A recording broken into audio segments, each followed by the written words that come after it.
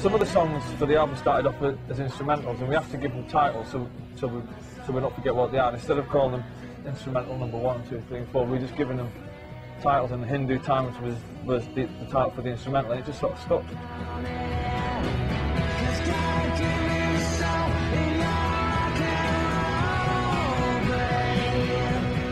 I was doing a photo shoot for the 100 greatest guitarists of all time for GQ, and there was a stylist there, and they had a rack of clothes. I was waiting for something, I can't remember what it was, and I was looking through the t-shirts, and then there was a t-shirt. It just said the Hindu Times, so I stole it. I hope people like it. I hope people buy it. I hope people love it. This is the first one we've done without a producer as well. So once we got it to a level we were happy with, that was it. There was nobody going, all right, well let's try it this way. You know, once we were satisfied, that was it. The only influences that are on the record are the 5 members of the group and their record collections. And that's it. Can we talk about the album title? Again, it come off a t-shirt that I bought in a second-hand shop. It's out there at the moment. There was a t-shirt, I don't know what it means, but it said on it, it had a symbol of something in it, and it said the Society of Heathen Chemists.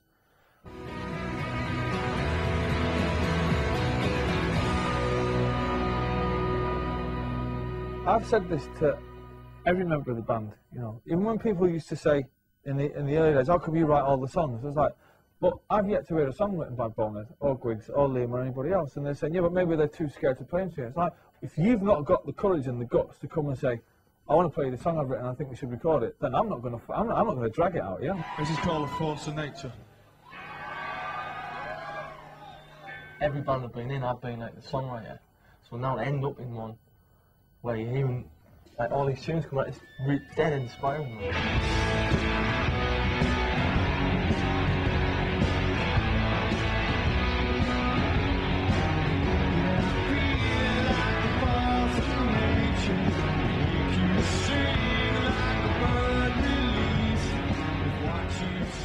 I've got my enthusiasm back for writing songs. The reason I only wrote 7 songs for this album was because, I mean, I wrote about 17, but the other 10 were like, there's no even point in even trying.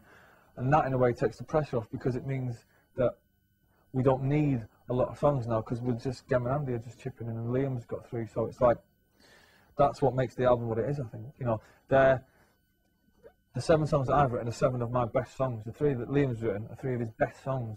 You know, when we said to Gem, you know, you can write something for the album, play your best song. That's his best song. Same with Andy, so it's everybody's best. Talking to the Songbird yesterday.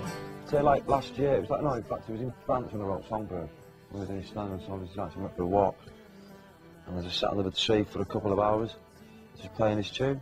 Liam never ever plays anybody else's songs on his guitar, ever. He's always writing, all the time. Whenever you hear him with a guitar, it's going to end up in a song of his.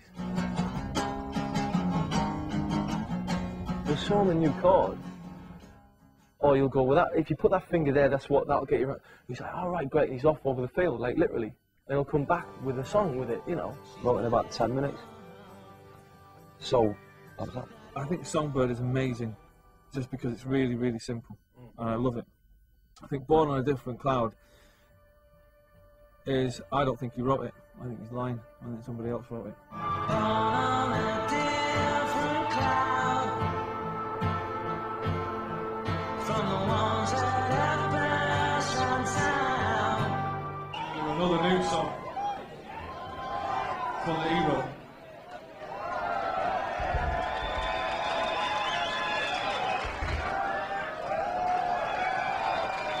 Believe you me, got the same reaction in the studio. The reason he's saying he's going to be the best songwriter in the next 5 years in England is me just putting pressure on him. Hoping he'll have a breakdown or something, you know.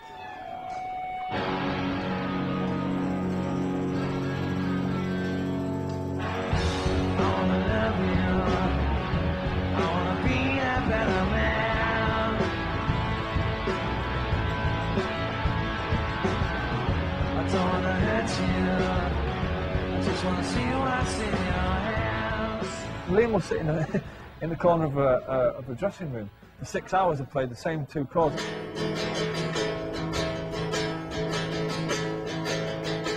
And he would just, you know, be reading the paper before we go on stage, and he'll go, what do you think of that tune? We'll go, what tune? Sorry, what tune? That tune I've just been playing, I was fun listening to it, sorry. We've never started a record off with a concept and gone, right, you know, this year we're going to be this kind of band, or for this album we're going to do that. It's just we write our songs and we record them the way that we record them, and it's all, I mean, to me it's always the Pistols and the Beatles.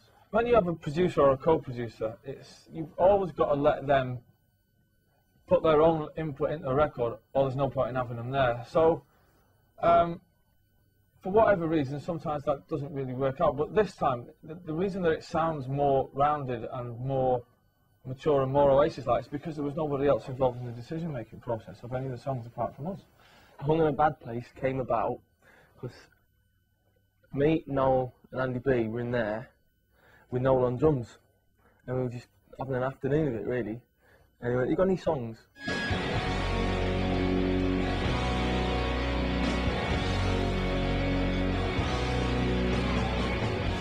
And I was singing, just having a right old, you know, I was at Madison Square Gardens in my head, man.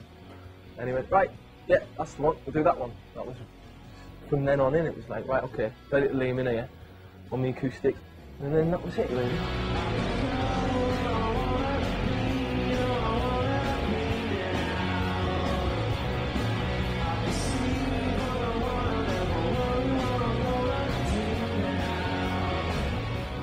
It's the easiest record I've ever been involved with, ever. It's just all, because it's the songs and the voice, you know, and it just flies down, really, you know.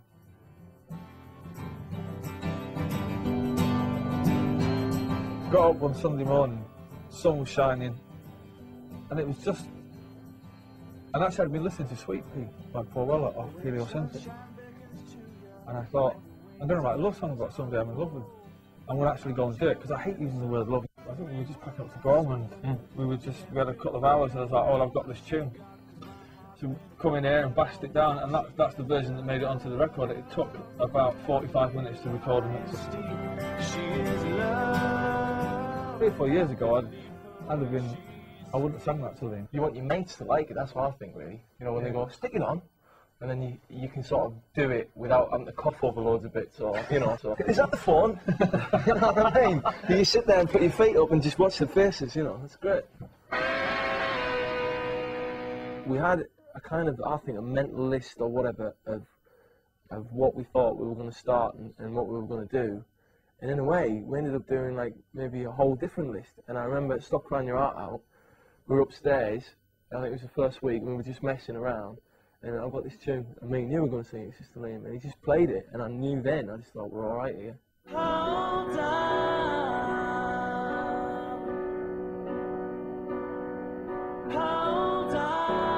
And I'd just written the melody and the tune about 2 or 3 nights before. I didn't have any words, and I just sat down and I just hummed it, you know, like, and there was silence after I'd finished, and everyone was like, "You just written that?" And it's ended up as good as what I hoped it would have, you know, because it can change a lot from gestation to fruition.